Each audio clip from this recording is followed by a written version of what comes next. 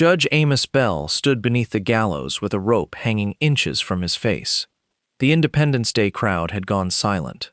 Across the dusty square, Mary Whitmore held a black ledger against her chest.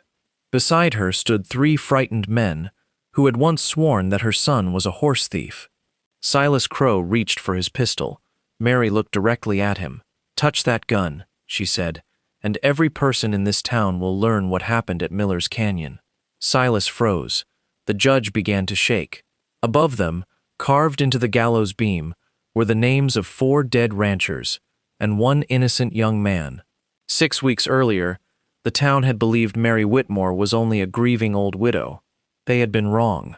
Before we return to the day this began, tell us where you are listening from.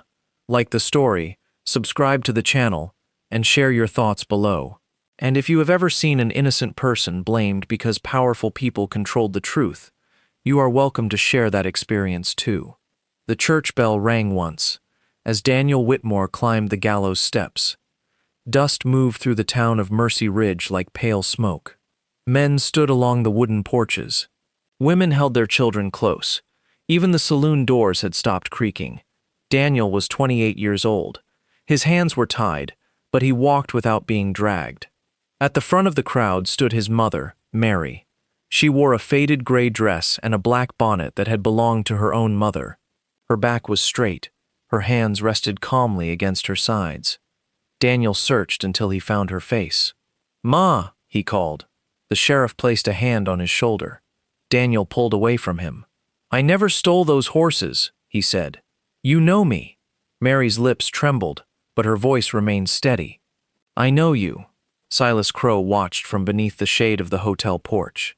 He was a broad man in a clean black coat. A silver watch chain crossed his vest.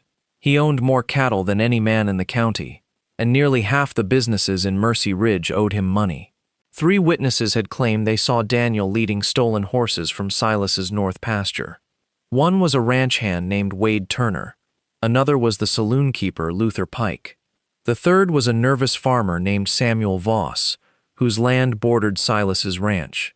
Their stories did not agree, but Judge Amos Bell had refused to delay the execution.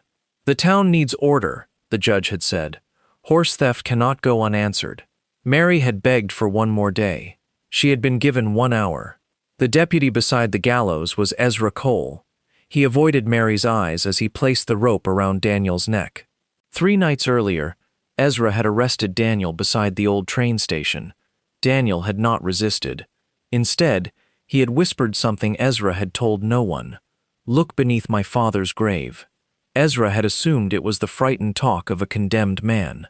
Now, as he tightened the knot, Daniel whispered again, "Please tell her." Ezra stepped back. The sheriff raised his hand. Mary stared at Silas Crow. Silas stared back. Then the sheriff dropped his hand. The trapdoor opened. Several women turned away. Mary did not. She watched until the doctor walked forward and declared her only child dead. Then she walked home alone. For 3 days, she spoke to no one. On the 4th morning, Mary entered the sheriff's office. Sheriff Nolan looked up from his desk. "What can I do for you, Mrs. Whitmore?" "I have come for the gallows." The sheriff blinked. "The gallows? You said the town plans to tear it down." "We do. I will buy the timber." Sheriff Nolan stared at her as though grief had taken her senses. "What would you want with such a thing?" Mary placed 12 silver dollars on his desk. "That is my concern." By sunset, 2 hired wagons had carried the gallows to Mary's small ranch outside town. She ordered the workers to rebuild it beside her cattle fence, facing the main road. Travelers slowed when they passed. Children whispered that Daniel's ghost lived beneath it. The townspeople said Mary had gone mad. Only Ezra Cole suspected otherwise. One night, he rode to the Whitmore ranch. Lantern light glowed through the cabin window. Mary opened the door before he knocked. "What did Daniel tell you?" she asked. Ezra removed his hat. "He told me to look beneath his father's grave." Mary's expression changed. She took a lantern, and together they crossed the dry field to a small family cemetery. Daniel's father had been buried there for 9 years. Beneath a loose stone behind the grave marker, Ezra found an oilcloth bundle. Inside was a torn page filled with names, numbers, land measurements, and payments. At the bottom, Daniel had written 4 words: Crow paid them all. Mary folded the page carefully. "Where is the rest?" Ezra asked. "My son died protecting it." From the darkness near the road came the sound of a horse moving away. Someone had been watching them. The next morning, Wade Turner found a short piece of hanging rope nailed to his front door. Burned into the rope was a date: October 14th, 1876. Wade saw it and turned pale. That was the night a rancher named Jacob Miller had vanished in the canyon, and Wade knew exactly who had buried him. Wade Turner tore the rope from his door and carried it straight to Silas Crow's ranch. Silas was in his study, pouring whiskey into a glass. "What is this?" Wade demanded.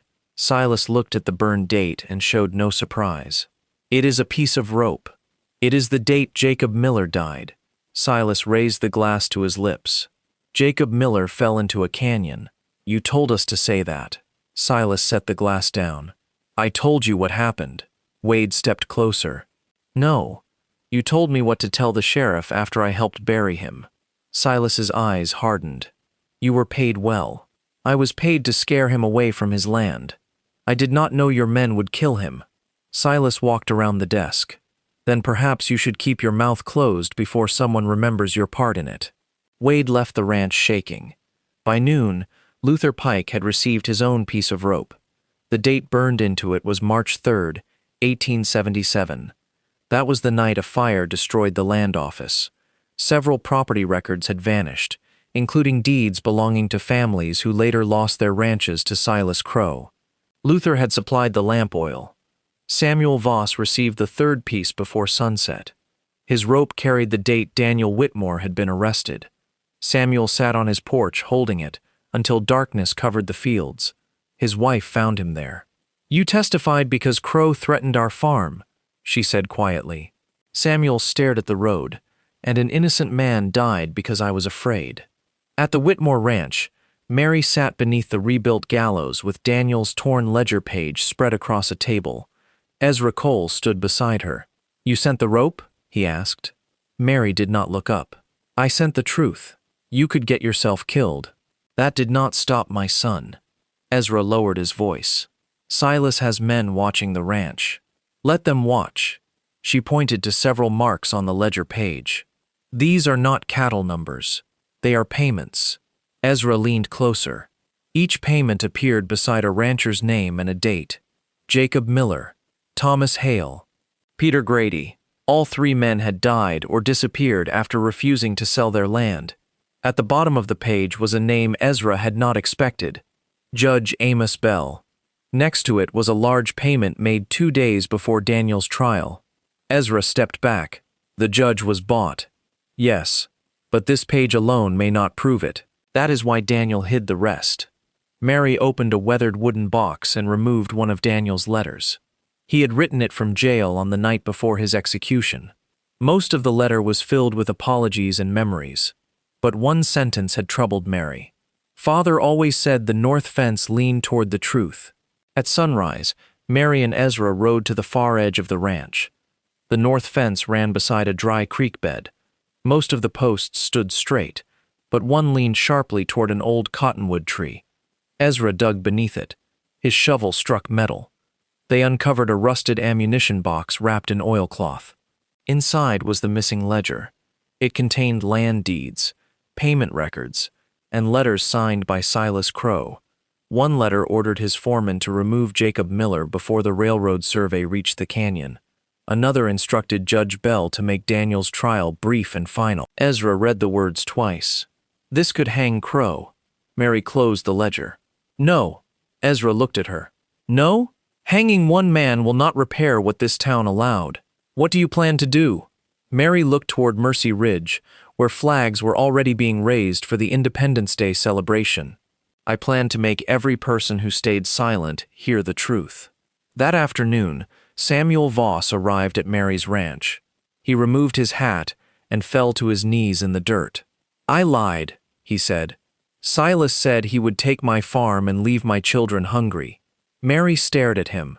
"My son asked you to tell the truth." Samuel began to cry. I was weak. Mary wanted to hate him. For one terrible moment, she imagined placing the same rope around his neck. Then she remembered Daniel's last words. You know me. She stepped away from the gallows. You will confess in the town square. Samuel looked up. Silas will kill me, perhaps, Mary said. But if you remain silent, you will live the rest of your life as the man who helped kill my son. Before Samuel could answer, a rifle shot broke the evening silence. The lantern beside Mary exploded. Ezra pulled her behind the water trough. A rider disappeared beyond the ranch gate. Pinned to the broken fence was a note. Mary opened it. Only one sentence had been written. Bring the ledger to Miller's Canyon before midnight, or Ezra Cole dies. Mary turned toward him. Ezra reached for his pistol. They do not have me. Mary studied the note again. Then her face went pale. No, she whispered. But they have the other Ezra. Ezra frowned. Mary looked toward the small cabin where Ezra's 12-year-old son had been sleeping. The cabin door stood open. The boy was gone. Mary reached Miller's Canyon before midnight. She rode alone, carrying the ledger inside a flour sack. Moonlight touched the dry rocks. Far below, the narrow creek looked like a silver thread. Silas Crow stood beside an abandoned mine entrance. 2 armed men waited with him. Ezra's son, Ben, sat on the ground with his hands tied. Let the boy go, Mary said. Silas smiled. You brought my property? It belonged to the men you robbed. It belongs to whoever has the strength to keep it. Mary lifted the sack. Silas nodded to one of his men. The man pushed Ben forward. The boy ran toward Mary. She pulled him behind her horse and handed him the reins. Ride home, she whispered. Ben hesitated. Go. The boy climbed into the saddle and disappeared down the canyon trail. Silas held out his hand. The ledger. Mary tossed him the sack. Silas opened it. Inside were several old church books. His smile vanished. Where is it? Somewhere you cannot reach. Silas drew his pistol. Before he could raise it, a rifle clicked from the ridge above. Ezra Cole stepped into the moonlight. Beside him stood Samuel Voss and Wade Turner. Wade's face was pale, but his rifle remained steady. Silas looked from one man to the other. You fools, he said. You are all guilty. That is why we are going to confess, Samuel answered. Silas fired.